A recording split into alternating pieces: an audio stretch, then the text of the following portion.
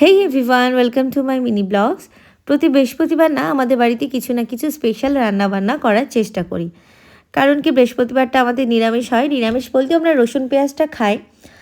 তাই আজকে বানিয়ে নিচ্ছিলাম এই সিজনের দুবারের মতো মটর পনির।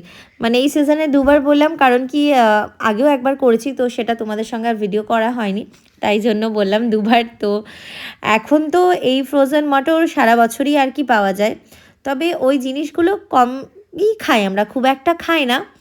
তো মটরশুঁটি এখন উঠেছে বেশ ভালো ভালোই আর কি, দানাগুলো পাওয়া যাচ্ছে। তো আমি মটর পনির করছি আজকে রাত্রিবেলায়, ডিনারে রেখেছি মটর পনির। তো সব ভিডিওটা তোমাদের সঙ্গে দেখানো হয়নি, খুব ব্যস্ত ছিলাম, ওই জন্য তাড়াহুড়ো করে নিয়েছি, সরি তার জন্য। তোমরা যদি চাও রেসিপিটা আমাকে কমেন্ট করতে পারো, আমি তোমাদের ফুল রেসিপিটা দিয়ে দেবো। তো আমি দেখো পনিরগুলো কেটে কেটে নিচ্ছি। ওর ড্যাডি অনেকটাই রাত করে আজকে নিয়ে এসেছে, আমারই ভুল, আমি বলিনি আজকে বাইরে থেকে ডিনারটা আনার ব্যবস্থা, মানে বলেছিল ড্যাডি যে বাইরে থেকে নিয়ে আসবো, আমি তখন আবার বসেই ছিলাম, ভাবলাম করেই নিই।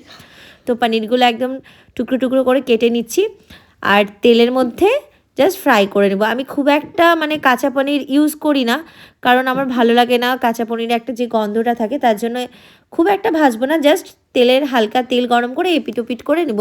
আর পাশে তুমি দেখছো, মানে তোমরা দেখতেই পাচ্ছ যে আমি মটর পনিরের যে মশলাটা আর কি সেগুলো ভালো করে কষিয়ে আর কি রেখে দিয়েছি।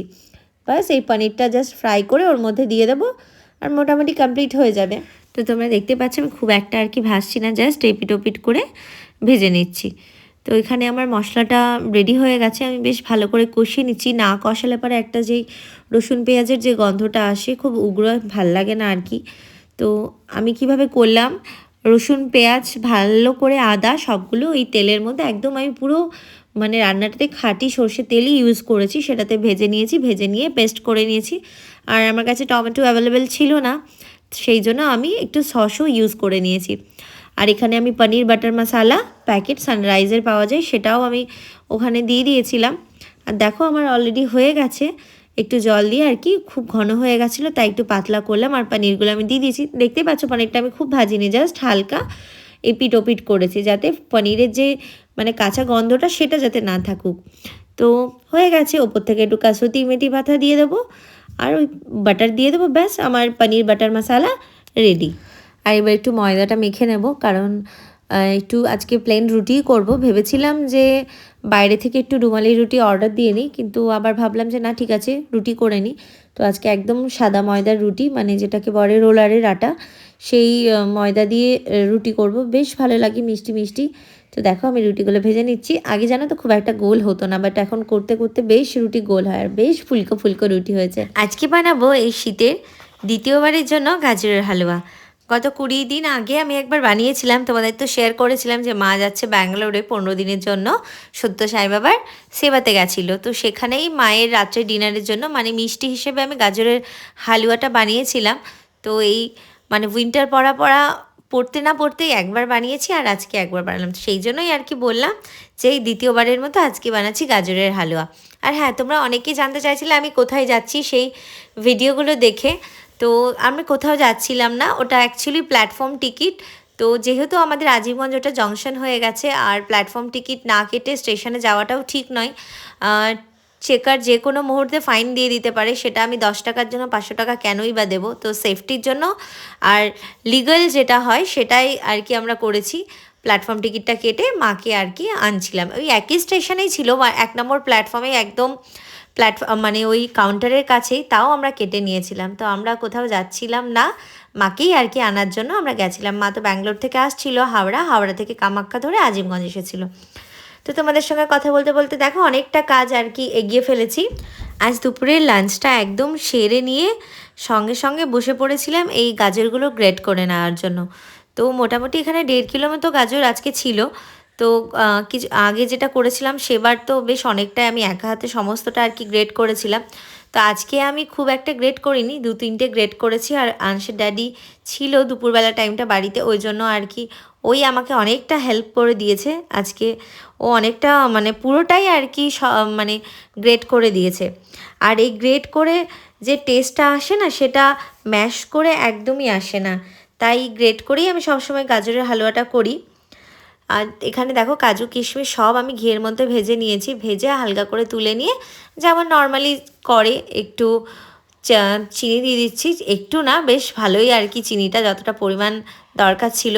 আর আমি প্রেশারে আর কি ওই হালুয়াটা সিদ্ধ করে নিয়েছিলাম, মানে দুধ দিয়ে ঘি দিয়ে, আর ক্যারটটা আমি ভালো করে সিদ্ধ করে নিয়েছি। তো সিদ্ধ করে নিলে তার ফলে কী হয় যেন খুব মানে নরম নরম হয়ে যায়, আর কড়াইয়ে বেশি খুব একটা মানে আর কি নাড়াতে হয় না।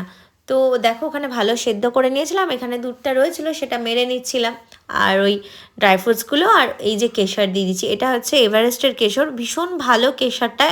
এবার ফার্স্ট টাইমই নিয়ে এসেছি আমরা এই কেশরটা, একটা অন্য একটা কেশর আনে, সেটার আমার নাম জানা নেই। তো অ্যাকচুয়ালি আমি দেখিনি নামটা, তো খাওয়া হয় বাট নামটা দেখিনি, কিন্তু এই কেশরটা এভারেস্টের নতুন এনেছে বলে মানে কাইন্ডলি নামটা দেখেছি, খুব ভালো। আর পুরো ঘরটা একদম মাও করছে গন্ধে। আর যেই দেশি ঘিটা ইউজ করেছি সেটা তো একদম আমার নিজের হাতে বানানোর দেশি ঘি, আর তার তো মানে একটা আলাদাই টেস্ট, একটা গন্ধ। আর দেখো বেশ মোটামুটি হয়ে গেছে, আর বেশ ভালো করে জিনিসটাকে আর কি শুকোচ্ছে যাতে দুধগুলো সব শুকিয়ে যায়, আর শুকিয়েও গেছে, খুব ভালো হয়েছে। কতটা ছিল না, বেশ এক কড়াই মতো, আর সেটা একদম ফুটতে ফুটতে একটুখানি হয়ে গেছে। তো আমার মোটামুটি গাজরের হালুয়া রেডি। আর হ্যাঁ, আমি যেমনটা বলি, তোমরা কে কোথা থেকে আমার ভিডিওগুলো দেখছো অবশ্যই আমার পেজে কমেন্ট করো, আর তোমরা কিভাবে এইভাবে হালুয়া করো সেটাও আমাকে কমেন্ট করে জানিও। আর আমার পেজটি ফলো করে দিও, একদম ভুলো না, ফলো না করলে আমার নিউ আপডেট ভিডিওগুলো তোমরা আর দেখতে পাবে না, তাই ঝটপট আমার পেজটি ফলো করে দিও। আর হ্যাঁ, আমার সদ্য ওপেন করা একটি ইউটিউব চ্যানেল আছে, সেটি সোনাম ব্লগস নামে, তো তোমরা চাইলে সেখানে আমার ফুল ভিডিওটি দেখতে পারো এবং সেই চ্যানেলটি আমার সাবস্ক্রাইব করে দিতে পারো। তো আমার রাতের ডিনার টোটালটাই কমপ্লিট, তো কী করলাম সেটা এবার তোমরা দেখো। তো আজকে করে নিয়েছি এই যে গাজরের হালুয়া করেছি, তো এখন নিয়ে বসে যাচ্ছি গাজরের হালুয়া, একদম প্লেট সাজিয়ে নিয়েছি।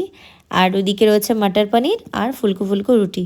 অ্যাকচুয়ালি এগুলো সব আমি রেডি করছি আনসের ড্যাডির জন্য, তো ও ক্যামেরার সামনে আসে না, মানে আমার এই ব্লগসগুলো যেগুলো করি তার মাঝখানে ও আসে না, ভিডিওর মধ্যে আসতে চায় না আর কি, তাই আমিও জোর করি না ওকে, তো ওর জন্যই রেডি করছি। তো ও যেহেতু আসবে না, তাই তোমাদেরকে দেখানোর জন্য ওই প্লেট নিয়ে আমিই বসলাম। তো সবটা যতটুকু দেখাই ততটুকু আমরা দুজনেই খাই না, জাস্ট একটা সাজিয়ে গুছিয়ে ভিডিও করার জন্য এত সুন্দর করে আমরা মানে প্লেটটা সার্ভ করি। আর প্রত্যেকটি খাবারই ভীষণ টেস্টি ছিল, কারণ আমি নিজে রান্না করেছি সেই জন্য বলছি না আর কি, কিন্তু এত ভালো হয়েছিল, টেস্ট একদম মানে দুর্দান্ত হয়েছিল। আমি যে এত ভালো রান্না করতে জানি আমি নিজেও জানি না, করতে করতে হয়তো শিখে গেছি এতটা ভালো। থ্যাংক ইউ মা এত কিছু শেখানোর জন্য। চলো বাই, সবাই ভালো থেকো, সুস্থ থেকো, আবার নেক্সট কোনো ভিডিওতে তোমাদের সঙ্গে দেখা হচ্ছে।